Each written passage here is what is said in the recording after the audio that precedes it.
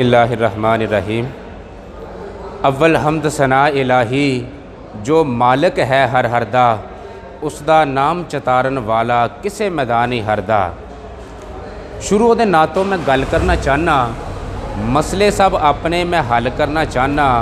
जो लारब फुल्लां ते कलियां दा रब्बे, जो नबियां रसूलां ते वलियां दा रब्बे, जो हूरां मलाइकां ते गिलमां दा खालिक, वो सब नूरी नारी ते इंसान दा खालिक, वो जंगलां पहाड़ां ते शहरां दा खालिक, वो दरिया समुंदरां ते लहरां दा खालिक, खलीले ज़बीए जा मूसा कलीमे, वो ते सारे करीमां तो वड्डा करीम है।